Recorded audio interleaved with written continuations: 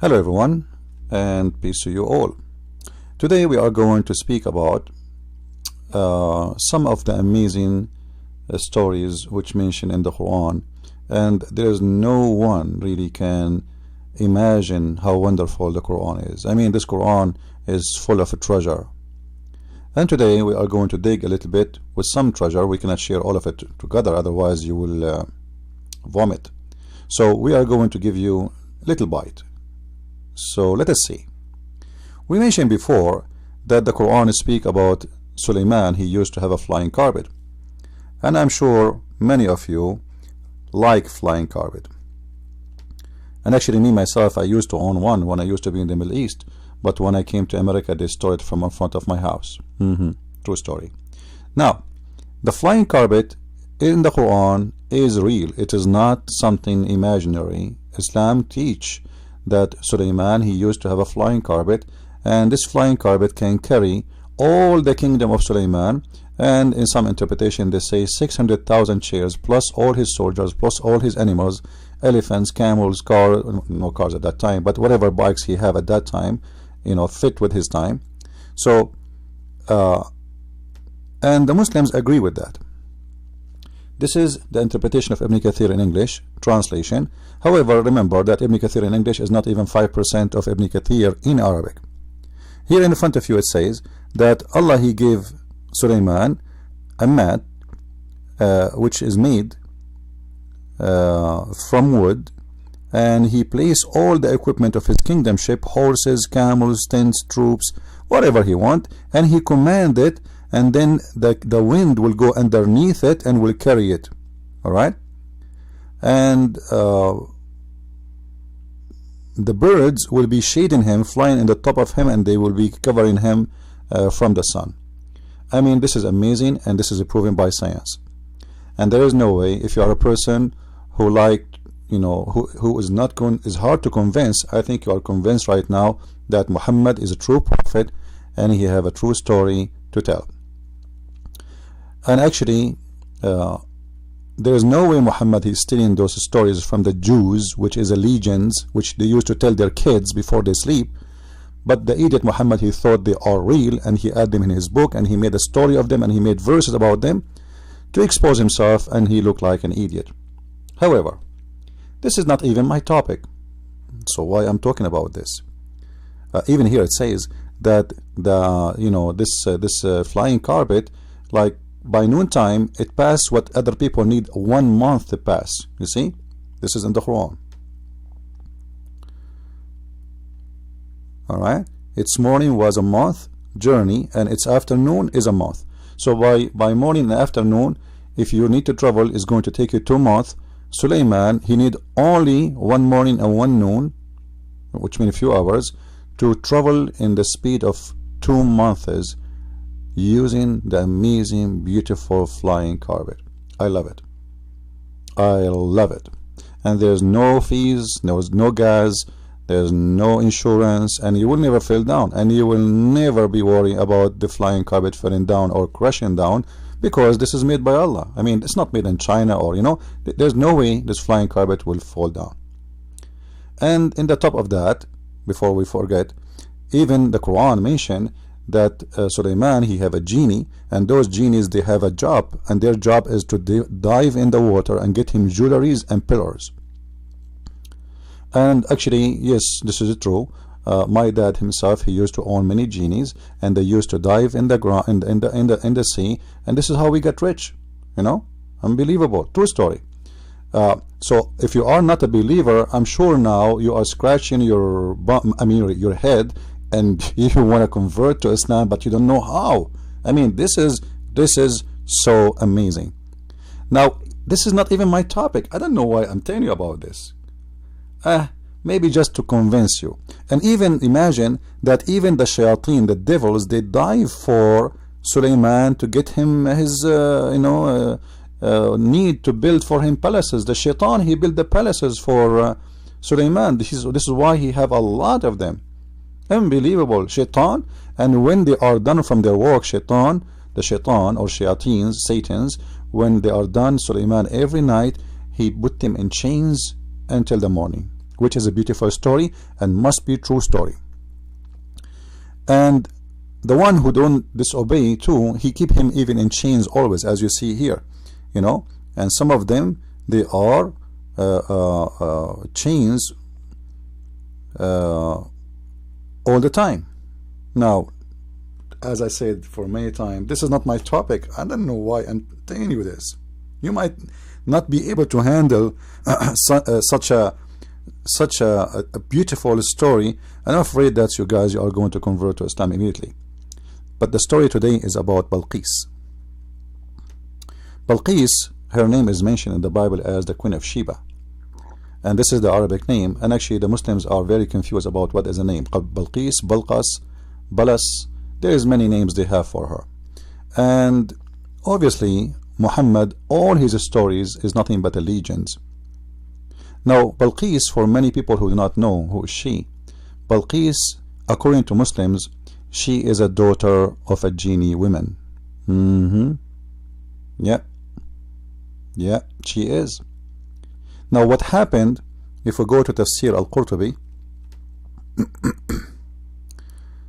I'm going to copy and paste in, because sorry guys, this does not exist in English. This is why if you are learning Islam from someone who is an English speaking person, you are missing a lot, because there is no way they can get into this. This has never been, you will never find it in any English book.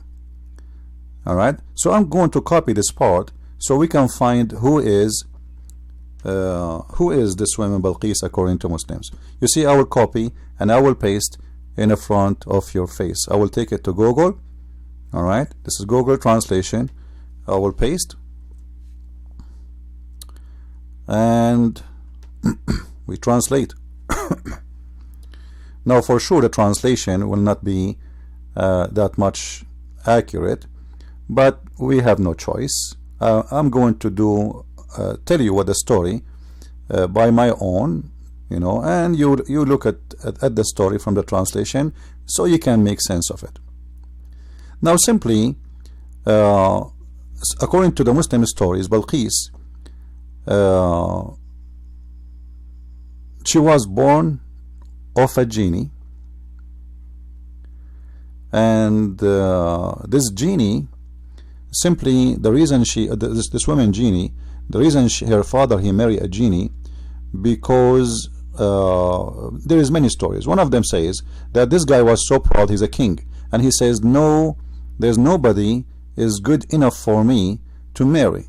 So they married him from a genie woman because she is powerful, not like normal women, you know. I don't know what she is powerful about. Maybe she is so powerful in sex, maybe she, I don't know what, I mean, why no women fit for him. So he decided to marry a genie. But in different story it says, and this is the most popular accepted story by Muslims, that there was a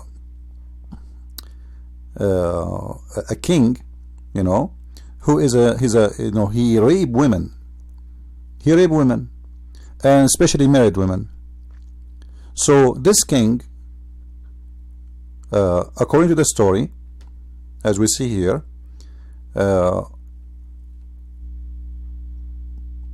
he wanted to marry a woman, but he didn't want to be sure that the king will not rape her.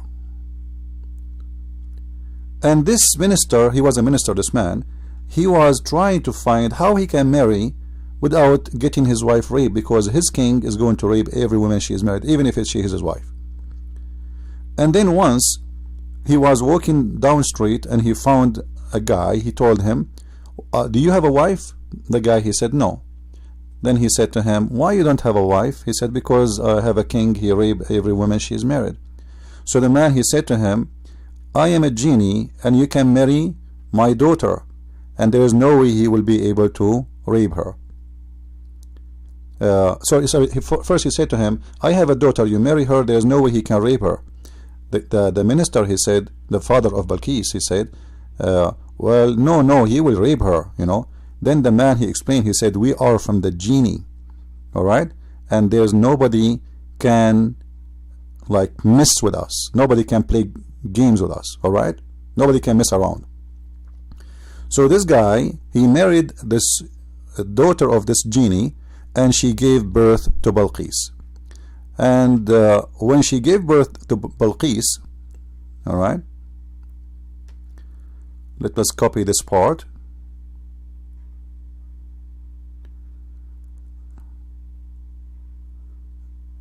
And we go back to Google Translation. Just try to make it easier for you. Okay, anyway, so he said, well, this guy, you were raped, even if I marry your daughter. He said, no, we are genie, and there's no way he can marry her. He cannot play with her. He cannot rape her. So she got married, and she gave him a daughter, and this daughter was Balqis. As you see here, the translation, it says Balqis with K. Then this king, he heard of this woman who is so beautiful, the daughter of this genie who married from this minister. So he came and he decided to rape her, because this is his habit. But look what she did.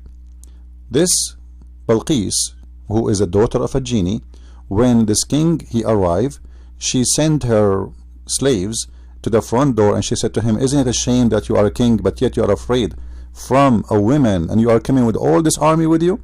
What about you order your army to leave their weapon and stay outside, and you go inside and speak to Balqis? So the king, he agreed. He is so proud of himself, how a woman can harm him. So he agreed to get in, and when he got in, she closed all the doors and she killed him. And some stories, they said, you see in here, she was wearing shoes, and those shoes look, obviously they are very dangerous, and she cut off his shoes with her shoes. She cut off his head with her shoes, and then she threw the head of this man to his army. And when the army, they saw the head of their king between their legs, and she killed him, so they shout Allahu Akbar, Allahu Akbar, and they made her the queen for them. I mean, this is a story you cannot find anywhere in the world except in the beautiful religion of Islam. And I'm sure many of you are wondering, if this is Allah and Muhammad are not a prophet and God, how Muhammad in the world he can get such a beautiful story and inform us of such a story happened long time ago, long before Muhammad's birth. And remember always, Muhammad's stories, they have no witnesses, and who dare even to ask for witnesses? You see, when Muslims, they speak about Jesus, they don't ask Muhammad for a witness for one thing he said about Jesus. But when they speak to you about the Bible, they ask you for witnesses, and they ask you for reference, and they ask you for manuscript. But Muhammad, he say any stories, there is no need for manuscript. He can fabricate whatever he want, and the Muslims will take it blindly. Flying carpet, even actually Muhammad in the Quran, he have an army of birds. As you see here, the bird Al-Hudhud, he was a minister, and his job is agriculture minister, and part-time he work as a bird who look for women who have no hair in their legs. I mean, actually I advise you to read the chapter 27 in full. This is one of the most funny, stupid chapters in the whole book. It's called the Book of the Quran. I encourage every one of you to read it. This is one of the dummiest story Muhammad he came with, which is nothing but a bunch of stupid stories.